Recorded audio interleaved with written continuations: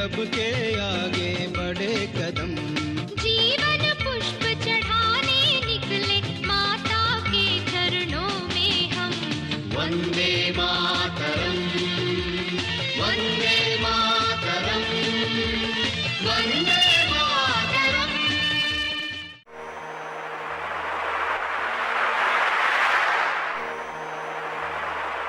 जय हिंद, वंदे मातरम। आज हम मर्यादा पुरुषोत्तम राम जी के बारे में बात करते हैं। हे भारत के राम जगो, मैं तुम्हें जगाने आया हूं और 100 धर्मों का धर्म एक बलिदान बताने आया हूं। हे भारत के राम जगो, मैं तुम्हें जगाने आया हूं और 100 धर्मों का धर्म एक बलिदान बताने आया हूं। सुनो, हिमालय कैद हुआ है दुश्मन की जंजीरों में, और आज बता दो कितना पानी है भारत के वीरों में। खड़ी शत्रु की फौज द्वार पर आज तुम्हें ललकार रही, सोए सिंह जगो भारत के माता तुम्हें पुकार रही। रण की भेरी बज रही, उठो मोह निद्रा त्यागो, पहला शीश चढ़ाने वाले माँ के वीर पुत्र जागो। बलिदानों के वज्रदंड पर देशभक्त की ध्वजा जगे, और रण के कंकड़ पहने हैं वे राष्ट्रभक्त की भुजा जगे। और अग्निपंथ के पंथी जागो, शीश हथेली पर धरकर, और जागो रक्त के भक्त लाडले, जागो सिर के सौदागर। खप्पर वाली काली जागे, खप्पर वाली काली जागे, जागे दुर्गा बरबंडा, और रक्त बीज का रक्त चाटने वाली जागे चामुंडा। नरमुंडों की माला वाला जगे कपाली कैलासी, और रण की चंडी घर घर नाचे, मौत कहे प्यासी प्यासी। रावण का वध स्वयं करूंगा कहने वाला राम जगे, रावण का वध स्वयं करूंगा कहने वाला राम जगे। और दुष्ट शेष ना एक बचेगा कहने वाला श्याम जगे। परशुराम का परशु जागे, रघुनंदन का बाण जगे, और यदुनंदन का चक्र जगे, अर्जुन का धनुष महान जगे। चोटी वाला चाणक जागे, पौरुष परुष महान जगे। सेल्यूकस को कसने वाला चंद्रगुप्त बलवान जगे। हटी हमीर जगे जिसने झुकना कभी न जाना, और जगे पद्मनी का जौहर, जागे केसरिया बाना। देशभक्ति का जीवित झंडा, आजादी का दीवाना, और वह प्रताप का सिंह जगे, वह हल्दी घाटी का राणा। दक्षिण वाला जगे शिवाजी। कौन कि दक्षिण वाला जगे शिवाजी, खून शाह जी का ताजा, मरने की हट्ठा ना करते विकट मराठों के राजा। छत्रसाल बुंदेला जागे, पंजाबी कृपान जगे, और कनवाहे का जगे मोर्चा, पानीपत मैदान जगे। भगत सिंह की फांसी जागे, राजगुरु के प्राण जगे। और आजादी की दुल्हन को जो सबसे पहले चूम गया, कौन? सुभाष बाबू। कि आजादी की दुल्हन को जो सबसे पहले चूम गया, और स्वयं कफन की गांठ बांधकर सातों भावर घूम गया, उस सुभाष की आन जगे और उस सुभाष की शान जगे। ये भारत देश महान जगे, ये भारत की संतान जगे। तो झोली लेकर मांग रहा हूं, कोई शीश दान दे दो, और भारत का भैरव भूखा है, कोई प्राण दान दे दो। खड़ी शत्रु की दुल्हन कुंवारी, कोई ब्याह रचा लो, और कोई मर्द अपने नाम की चूड़ी तो पहना लो। कौन वीर निज हृदय रक्त से इसकी मांग भरेगा, और कौन कफन का पलंग बिछाकर इस पर शयन करेगा। क्या कहते हो मेरे भारत से चीनी टकराएंगे? अरे क्या कहते हो मेरे भारत से चीनी टकराएंगे? अरे चीनी को तो हम पानी में घोल घोल पी जाएंगे। वह बर्बरता, वह अशुद्धता, हमने उसको शुद्ध किया। चीन वह बर्बरता, वह अशुद्धता, हमने उसको शुद्ध किया, और हमने उसको बुद्ध दिया था। उसने हमको युद्ध दिया, और आज बना फिर कफन चीज पर, जिसको आना है आ जाओ। चाऊ माऊ चीनी मीनी जिसमें दम हो टकराओ, और जिसके रण से बनता है रण का केसरिया बाना। ओ कश्मीर हड़पने वालों, कान खोल सुनते जाना। भारत के केसर की कीमत तो केवल सर है, और कोहिनूर की कीमत जूते 5 अजर अमर है। रण के खेतों में छाएगा जब अमर मृत्यु का सन्नाटा, लाशों की जब रोटी होगी और बारूदों का आटा। सनसन करते वीर चलेंगे जो बामी से फन वाला, और फिर चाहे पेकिंग वाला हो या रावलपिंडी वाला, जो हमसे टकराएगा वो चूर चूर हो जाएगा। इस मिट्टी को छूने वाला मिट्टी में मिल जाएगा। मैं घर घर में इंकलाब की आग लगाने आया हूं। हे भारत के राम जगो, मैं तुम्हें जगाने आया। जय हिंद, जय हिंद, जय भारत।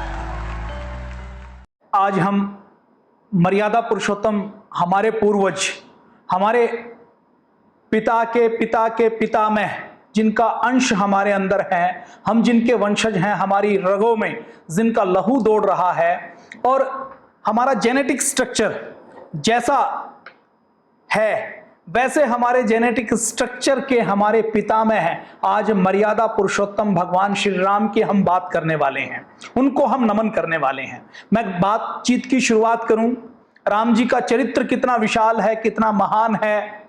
राम जी के ऊपर अकेले 3000 से अधिक रामायण लिखी गई हैं, पता नहीं कितने काव्य लिखे गए हैं, कितनी कविताएं लिखी गई हैं, कितने निबंध लिखे गए हैं। राम जी की महिमा का गुणगान, राम जी की महिमा का बखान शब्दों की सीमा से परे है। और राम जी की महिमा का गुणगान कैसा है, मैं इसका एक उदाहरण देता हूं। 3 वर्ष पहले की बात है, एक हमारे देश के साहित्यकार हैं नरेंद्र कोहली, उन्होंने राम जी के ऊपर खूब लिखा है, राम जी के ऊपर ही लिखते हैं, राम जी के ऊपर मोटे मोटे उपन्यास लिखे हैं, राम जी के ऊपर अलग अलग एंगल से रामायण के ऊपर कहानियां लिखी हैं, राम जी के गुणों के बारे में लिखा है। तो जब वो दिल्ली का जो वर्ल्ड बुक फेयर होता है, तो उस बुक फेयर में जो बड़े लेखक होते हैं वो अपने पाठकों से मिलने के लिए, पुस्तकें विमोचन करने के लिए, सवाल जवाब करने के लिए आते हैं। तो मैं हर साल पुस्तक मेले में जाता हूं, तो इस बार जब पुस्तक मेले में गया तो उस पुस्तक मेले में नरेंद्र कोहली जी आए हुए थे। अब नरेंद्र कोहली जी से वहां पर सवाल पूछते हैं लोग खड़े होकर कि जी साहित्यकार हैं अलग अलग, इस दुनिया के अंदर हजारों विषय हो सकते हैं, लाखों विषय हो सकते हैं, आप राम कथा के ऊपर, राम जी के ऊपर ही क्यों लिखते हैं? फिर वो आगे कहते हैं कि आपको राम के अंदर, रामायण के अंदर ऐसा क्या नया नजर आता है कि आप हर बार उसी के ऊपर लिखते हैं? तो नरेंद्र कोहली जी उसका जवाब देते हैं, वो कहते हैं कि रामायण के अंदर कोई सस्पेंस नहीं है। रामायण की कहानी देश के बच्चे बच्चे को पता है कि राजा दशरथ थे जिनके 4 बेटे थे, जिन्होंने एक बेटे को वन में भेज दिया। वन में जाने के बाद रावण आता है, रावण माता सीता का हरण कर लेता है और राम रावण का युद्ध होता है और राम जी विजयी होते हैं। विजयी होकर अयोध्या में घर वापसी करते हैं। इसके बारे में बताया जाता है, इसके बारे में कहा जाता है। अब अगर हम बात करें तो इसके अंदर सस्पेंस क्या है, इसके अंदर नया क्या है? जब यह सवाल पूछा गया तो नरेंद्र कोहली जी कहते हैं कि मैं आपसे सवाल पूछता हूं, इस देश में हजारों सालों से रामायण होती आ रही है, रामलीला होती आ रही है, हर गली में होती है, हर मोहल्ले में होती है, हर गांव में होती है, हर शहर में होती है, हर जाति में होती है, हर संप्रदाय में होती है। तो ये रामलीला वर्षों से क्यों होती है? नरेंद्र कोहली जी आगे कहते हैं कि राम भारत की आत्मा है, राम भारत का डीएनए है, राम भारत की आंतरिक संरचना है और राम भारत की नस नस में है। जब तक भारत के अंदर भारतीयता रहेगी, जब तक भारत के अंदर भारत के लोग रहेंगे, तब तक राम रहेगा, राम कथा रहेगी और रामायण रहेगी। ये नरेंद्र कोहली कहते हैं। तो रामायण ऐसे ही अमिट है, रामायण के अंदर कोई सस्पेंस नहीं है, कोई थ्रिलर नहीं है, रामायण के अंदर कुछ भी ऐसा कुछ रोमांचक नहीं है, लेकिन फिर भी राम कथा चलती है, रामायण चलती है, रामलीला चलती है। ये रामायण का सबसे बड़ा महत्व है। वीर सावरकर रामायण का महत्व कितना है, राम जी का महत्व कितना है, वो कहते हैं कि रामायण का प्रभाव कितना है। वो कहते हैं कि यदि वो रामायण के महत्व के बारे में एक अलग तरीके से प्रस्तुत करते हैं। वो कहते हैं कि यदि मैं अंग्रेजों का कोई डिक्टेटर होता तो अंग्रेजों का डिक्टेटर होने के बाद मैं सबसे पहला जो काम करता, वो सबसे पहला काम रामायण को जब्त करने का करता, रामलीला के मंचन पर प्रतिबंध लगाने का करता। क्यों? क्योंकि कहते हैं कि हिंदू समाज में रामायण है और जब तक ये रामायण रहेगी तब तक इस हिंदू समाज को, इस भारत को कभी भी कोई नेस्तनाबूद नहीं कर सकता, इसको तोड़ नहीं सकता। बड़ी बड़ी ताकतें आई, शक आए, हुण आए, मुगल आए, ये सारे आकर भी भारत को मिटा नहीं पाए और ये भारत को नहीं मिटा पाए। उसके मूल में रामायण है, उसके मूल में राम है। जब तक राम रहेगा, जब तक रामायण रहेगी, तब तक भारत को कोई मिटा नहीं सकता। इसलिए यदि मैं अंग्रेज डिक्टेटर होता, वो रामायण और राम जी की महिमा का बखान करते हुए कहते हैं, तो मैं सबसे पहले राम जी के सारे निशान मिटाता, मैं रामायण को के ऊपर प्रतिबंध लगाता। ये वीर सावरकर कहते हैं। अब वीर सावरकर के शब्दों में अंग्रेजों ने जो नहीं किया उसको करने का काम भारत के अंदर ही कुछ राजनीतिक दलों ने किया, कुछ वामपंथी लोगों ने किया। ये आपके और हमारे लिए बहुत हर्ष की बात है, बहुत खुशी की बात है कि आज राम मंदिर बन रहा है। कुछ लोगों की ये ब्रेन की प्रोग्रामिंग हो सकती है, आपत्तियां हो सकती हैं कि जी राम मंदिर बनाने की क्या आवश्यकता है, क्या राम कोई चमत्कारिक पुरुष हैं, राम जी तो कुछ लोग कहते हैं कि 7,000 साल पहले हुए, कुछ लोग ये कहते हैं कि राम जी 7 लाख साल पहले हुए, कुछ लोग ये मानते हैं कि 10 लाख साल पहले होते हुए। हम उस काल निर्धारण की कड़ी में नहीं जाएंगे कि राम जी कब हुए, लेकिन राम जी हुए हैं इसके हजारों प्रमाण आज भी मिलते हैं। राम कैसा नाम है? घर में जब कोई छोटा बच्चा जन्म लेता है तो बच्चे के जन्म लेते ही घुट्टी के साथ, कहावतों के साथ, नामों के साथ, कहानियों के साथ उसको राम की कहानी सिखाई जाती है, राम की कहानी पढ़ाई जाती है, राम के बारे में बताया जाता है। और राम जी स्वर्ग में जा चुके, राम जी इस धरती के ऊपर नहीं है। राम जी ने सरयू नदी के अंदर महासमाधि ले ली थी, महानिर्वाण प्राप्त कर लिया था, लेकिन आज भी लोगों को, जब लोगों के सामने राम जी का नाम लिया जाता है तो उनके अंदर एक वाइब्रेशन होता है, एक स्पंदन होता है। राम जी के नाम से उनके अंदर गौरव का एहसास होता है, शक्ति का एहसास होता है, पराक्रम का एहसास होता है। मैं यदि हरिओम पंवार जी के शब्दों में कहूं तो वो कहते हैं कि राम सत्य है, शोध का विषय नहीं है। राम दया है, क्रोध का विषय नहीं है। राम लोक हितकारी है, राम रावण से लड़ने वाली खुददारी है। राम तप का नाम है, राम त्याग का नाम है। राम हमारे गौरव का प्रतिमान है, राम हमारे भारत की पहचान है। राम हमारे भारत के घर घर के भगवान हैं, राम हमारी पूजा है, राम हमारे अरमान है। फिर आगे वो कहते हैं कि राम मिलेंगे कैसे। आज की हमारी चर्चा का मुख्य विषय यही रहेगा कि राम जी आज कैसे हमारे भीतर से जागेंगे, आज राम जी के रास्ते पर चलकर हम कैसे आगे बढ़ सकते हैं। मैं कोई धार्मिक विशेषज्ञ नहीं हूं, मैं कोई एक्सपर्ट नहीं हूं, लेकिन राम जी का एक वंशज होने के नाते, राम जी का खून हमारी रगों में है, केवल इस नाते हम बातचीत करेंगे और राम जी को आज प्रणाम करेंगे, राम जी को नमन करेंगे, राम जी को स्मरण करेंगे। वो कौन कौन से गुण हैं राम जी के जीवन से, राम जी के चरित्र से हम क्या क्या प्रेरणा ले सकते हैं, इसकी आज हम बातचीत करने वाले हैं। तो आगे कहते हैं कि राम मिलेंगे मर्यादा से जीने में, राम मिलेंगे बजरंगी के सीने में, राम मिले हैं वचनबद्ध वनवासियों में, राम मिले हैं केवट के विश्वासों में, राम मिले हैं सीता माता जैसी पावनता में।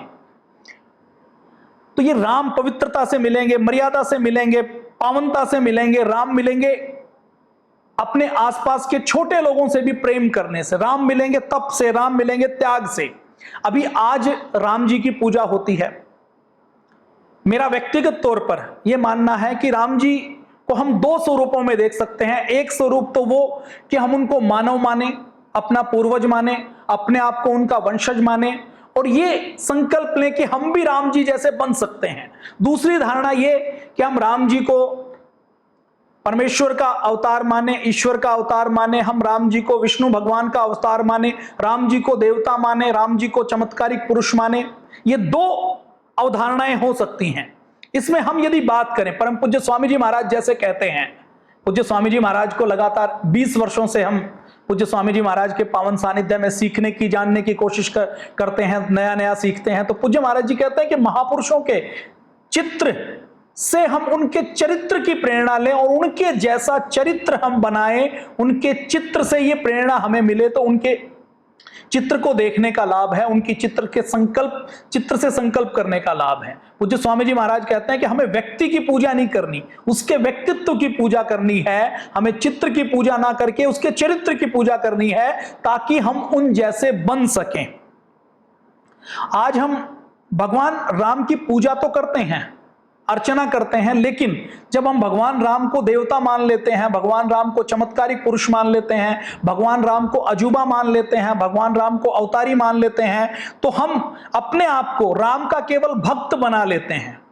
हम वो संभावना खत्म कर देते हैं कि हम भी राम बन सकते हैं, हमारे भीतर भी राम जाग सकते हैं। और राम केवल हमारे नहीं है, राम केवल हिंदुओं के नहीं है, राम केवल ये पृथ्वी के इस भारत भूभाग पर बसने वाले विशेष मान्यताओं वाले समुदाय के नहीं है। राम जी की बात की जाए तो राम जी पूरी मानवता के हैं।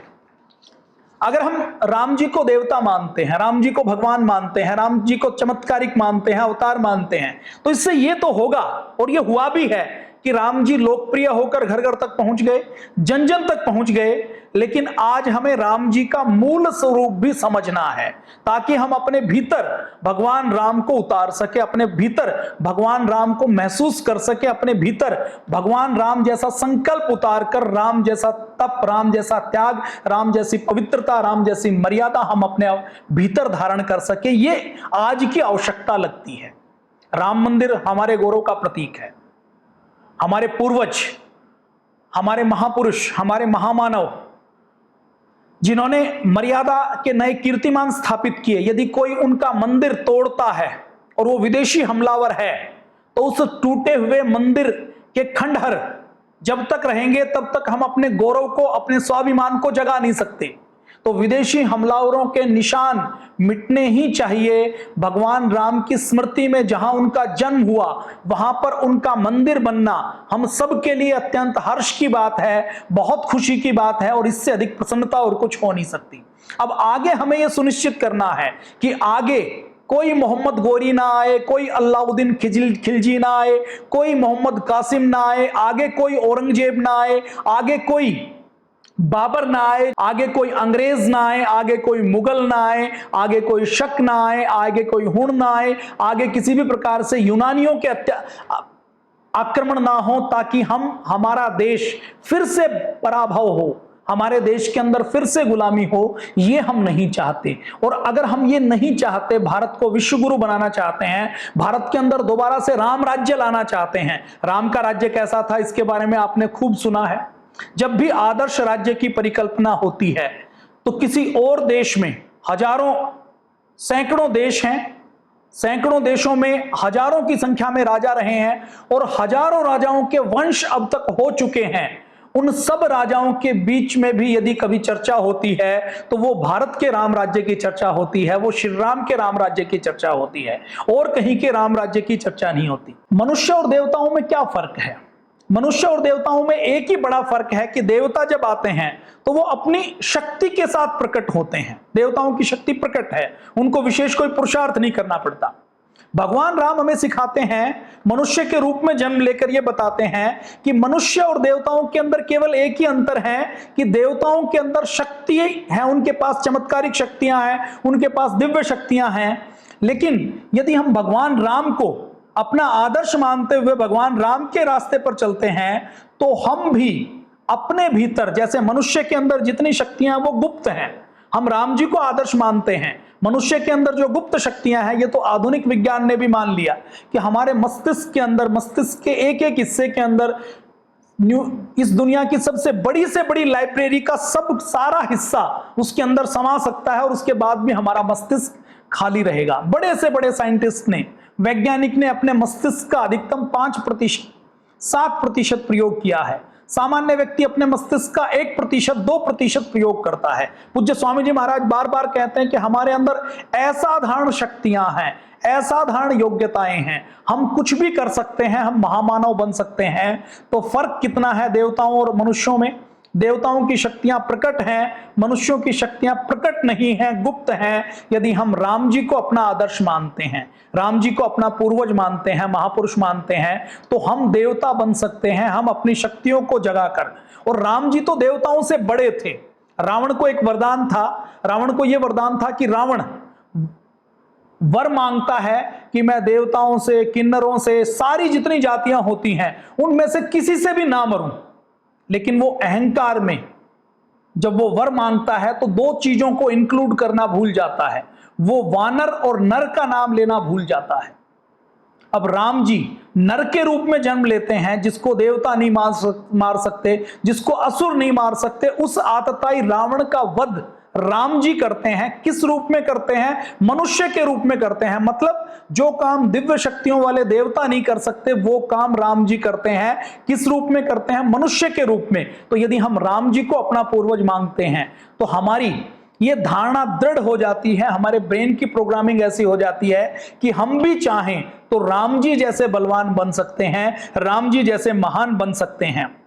कई बार हम राम जी को देवता मान लेते हैं। अब देवता मानते हैं तो मैं ये मानता हूं कि राम जी वर्ल्ड लीडर हैं, राम जी एक ऐसे लीडर हैं, ऐसे महानायक हैं, ऐसे महापुरुष हैं, इतिहास में जब हम राम जी को देखते हैं, राम जी के साथ साथ इतिहास में बहुत से लोग हुए हैं, किसी के नाम के, किसी के चरित्र के साथ ऐसी रामलीला नहीं की जाती, किसी के नाम के साथ ऐसा नाम नहीं जोड़ा जाता, मर्यादा नहीं जोड़ी जाती जिसको सबसे महान नहीं माना जाता। तो राम जी ऐसे नायक हैं, ऐसे महापुरुष हैं, ऐसे महानायक हैं जो अपने जीवन में ये परीक्षा करके दिखाते हैं कि चाहे कितना भी तपा लो, जला लो, गला लो, खींच लो, मोड़ दो, दबा दो, जो सोना होता है वो और तपता है तो और निखरता है। राम जी का जो चरित्र बना, राम जी की जो छवि बनी, वो किसी मीडिया मैनेजमेंट से नहीं बनी, किसी इवेंट मैनेजमेंट से नहीं बनी, किसी पर्सनैलिटी डेवलपमेंट से नहीं बनी। राम जी की जो छवि बनी वो किसी राजा महाराजा के सोने चांदी के नौलखे हार को पहनने से नहीं बनी।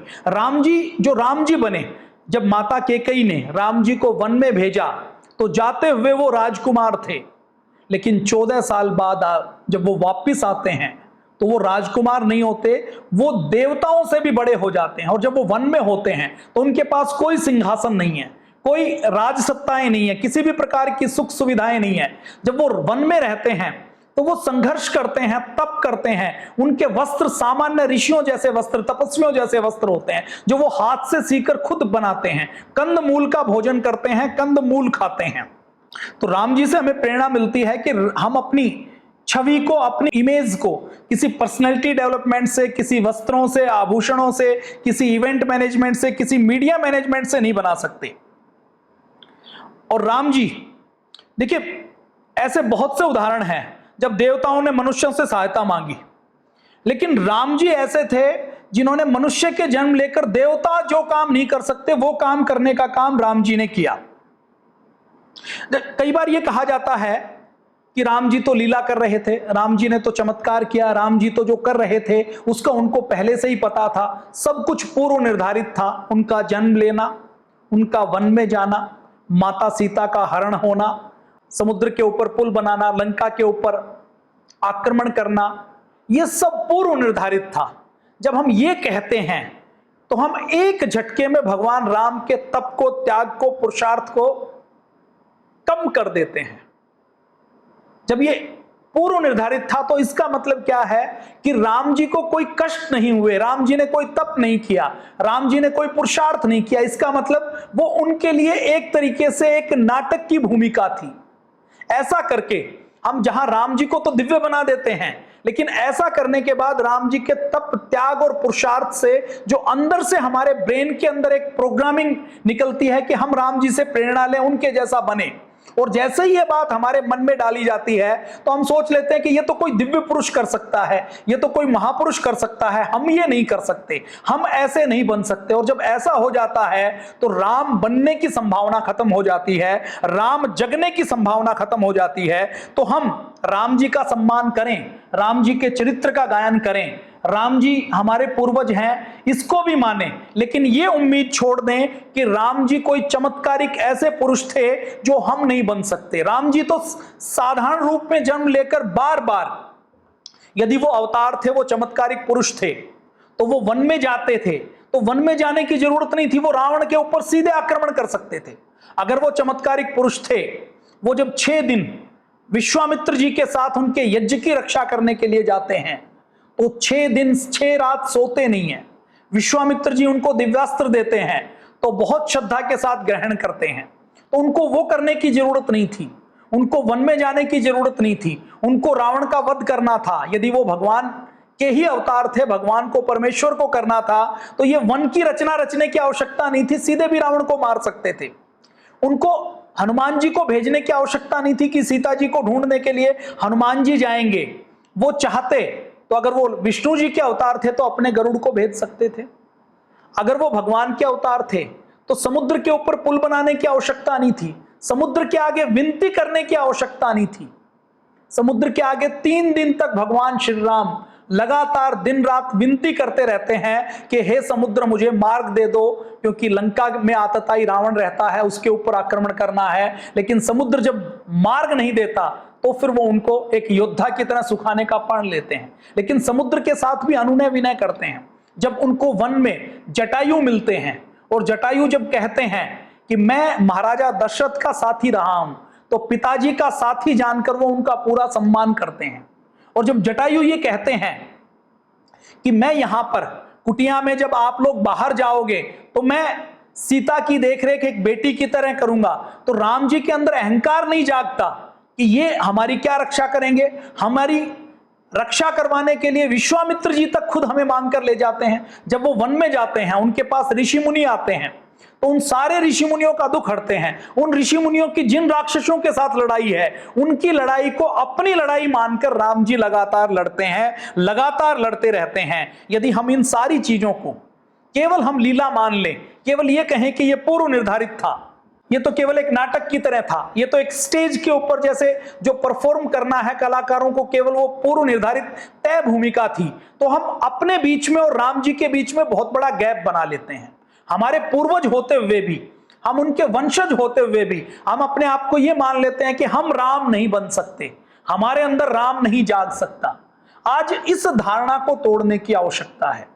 राम जी के जीवन से, राम जी के चरित्र से हम ये प्रेरणा लें कि राम जी हमारे पूर्वज थे, राम जी का रक्त हमारी रगों में है। और जेनेटिक्स इंजीनियरिंग का, बायोलॉजी का यह सिद्धांत है कि जो सर्वश्रेष्ठ होता है, जो सबसे अच्छा होता है, वही सबसे अच्छे को जन्म दे सकता है। सबसे अच्छे श्रेष्ठ से ही श्रेष्ठ का सृजन होता है, पैदा होता है। हम उस सिद्धांत को भी नकार देते हैं। तो राम जी को हमें महामानव मानना है, महापुरुष मानना है, लेकिन चमत्कारिक पुरुष नहीं मानना। कई बार वामपंथी ये हमारे सामने कई बार ये ढोंग आडंबर करते हैं। ये कहते हैं कि अच्छा, आपके राम जी यदि चमत्कारिक पुरुष थे, यदि महापुरुष थे, तो उनका मंदिर जब टूट रहा था, बाबर जब तोड़ रहा था, तो उन्होंने अपने मंदिर की रक्षा क्यों नहीं की, अपनी जन्मभूमि की रक्षा क्यों नहीं की, उन्होंने खुद की रक्षा क्यों नहीं की। और जो भगवान खुद की रक्षा नहीं कर सकता, वो आपकी रक्षा कैसे करेगा। तो ऐसे वामपंथी लोग, ऐसे दुष्ट प्रकृति के लोग, असुर प्रकृति के लोग हमारे शब्दों से के साथ खेलते हुए, हमारे अज्ञान के साथ खेलते हुए कई बार हमें बुद्धू बना देते हैं, हमें मूर्ख बनाने का काम करते हैं, हमारी आस्तिकता को तोड़ने का काम करते हैं। तो हमें इस षड्यंत्र में नहीं आना। हम राम जी को अपना पूर्वज मानेंगे, हम उनके वंशज हैं और उनके जैसा वीर, उनके जैसा पराक्रमी हमें बनना है, यह संकल्प हमें लेना है। और देखिए, कोई भी देवता उतना ही शक्तिशाली होता है जितने उसके भक्त शक्तिशाली होते हैं। कोई भी पूर्वज उतना ही शक्तिशाली होता है, किसी भी देश की संस्कृति उतनी ही शक्तिशाली और महान होती है जितने उस संस्कृति को, उस पूर्वजों को मानने वाले वंशज होते हैं। वो जैसे होते हैं वैसी ही उनकी संस्कृति बनती है।